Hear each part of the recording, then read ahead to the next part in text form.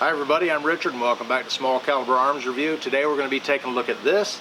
It's the Savage Model 24. This is a combination shotgun and rifle. It has a 12 gauge barrel on the bottom and a 30-30 on the top. This is on loan to me from a friend and co-worker and fellow YouTuber, hashtag RoadLife89. If you get a chance, I'll put a link somewhere in here where you can click on his video and check them out. Anyways, let's take a look at this gun. This was made from 1950 until I think 2010 is when they discontinued it. But there's a lot of these still around and they're a good little gun. This one's had some modifications done to it. It does have a Picatinny rail added on the top of it. It does have open sights on it. It has a fiber optic sight on the front of it, so it's probably one of the newer ones. Now the barrels are kind of free floated.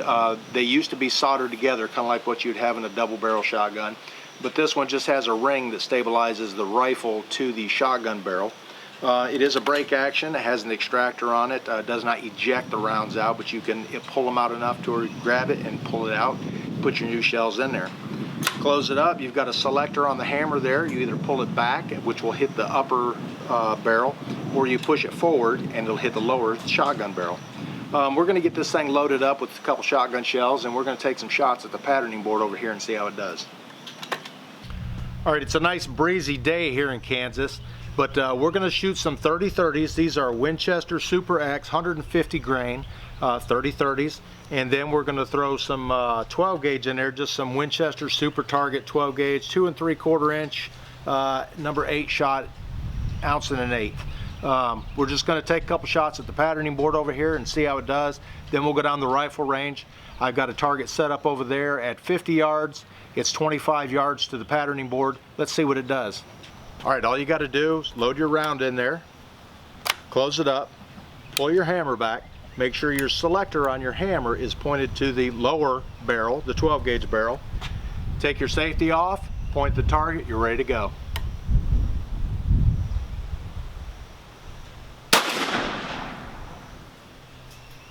All right, we're going to throw another one in there, and in a little bit we'll go down and look at the target.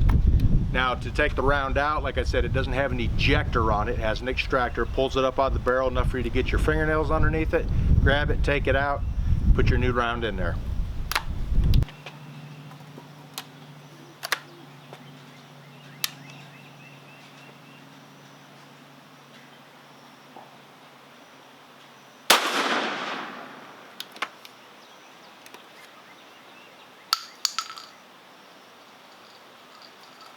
Take a third shot.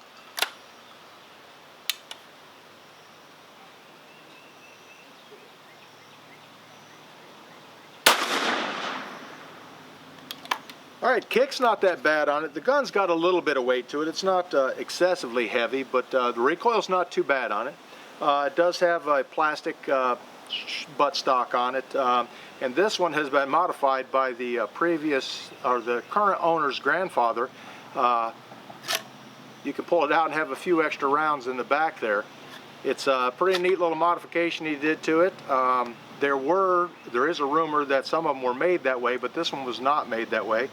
It was a modification that the previous owner did to it, and it's still a pretty good gun. We're going to go check out this target, see how the patterning did on it at 25 yards, then we'll take it down and throw some 30-30s in there and give it a few shots at 50 yards.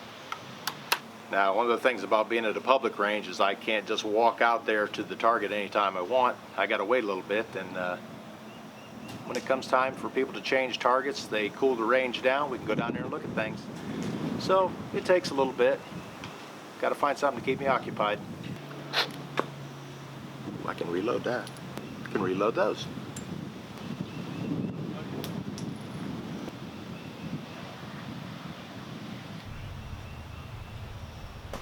Knockdown power of a 45 shell.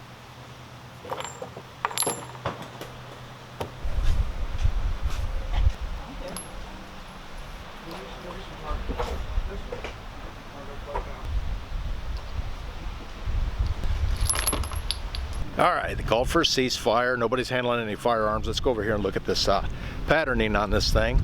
Like I said, I think it was number 6 shot. It's not very big stuff, but let's see how it did.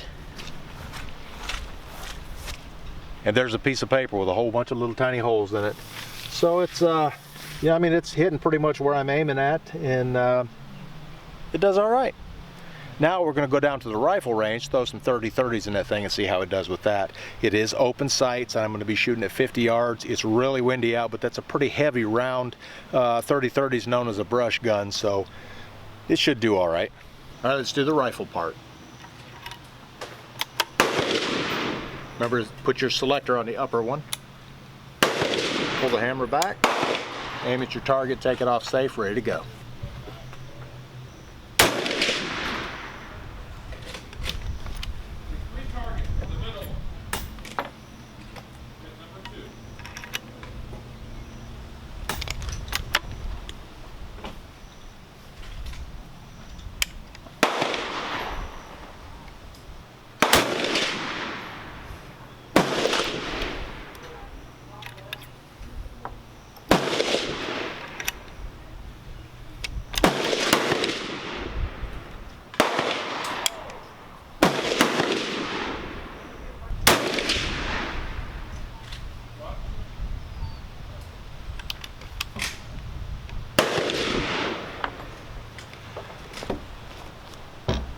We'll just do the 3 shots on there. That fiber optic sight on the front of that thing is just about the same size as the target there, so I can't see exactly where it's hitting.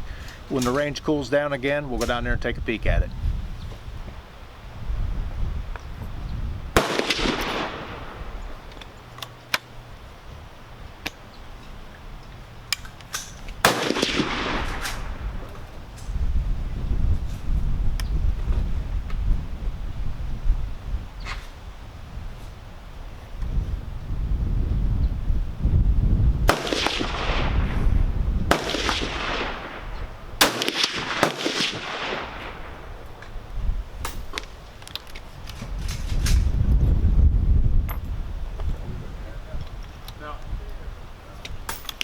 Wait for the next round, bring it in one more, so I can tighten that in.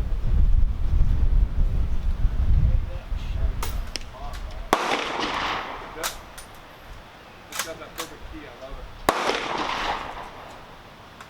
You want to shoot it? Yeah. Go ahead.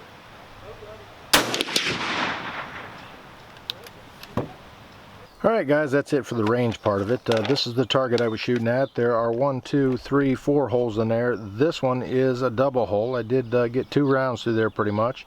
At 50 yards, open sights on this thing, and it didn't shoot too bad. Everything, you know, left and right is pretty good.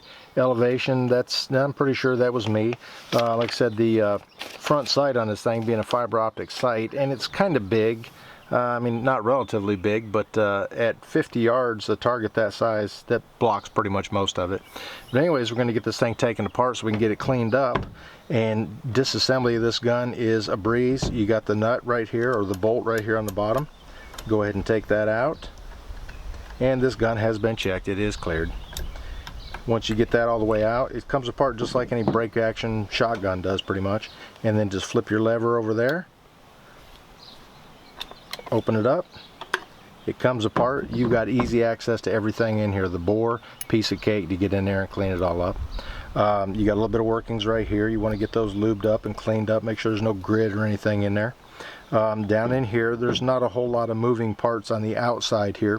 There are some on the inside there. You really shouldn't need to get in there and do too much to it. Maybe after, you know, a whole lot of rounds, you probably should.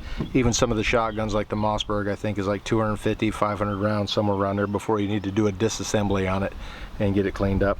But this one, I'd recommend getting a little bit of Remington Rem oil wipes, wipe it all down. Get you a couple bore snakes, one for the shotgun, one for the rifle barrel. Spray a little Rem oil down the barrel, get it all cleaned up, and run that through there until it's pretty much dry, and it should be good to go. I'm going to go ahead and get this thing cleaned up, and if you could, hit this button up here to subscribe, hit this button over here to check out some more of my videos, and thanks for watching Small Caliber Arms Review.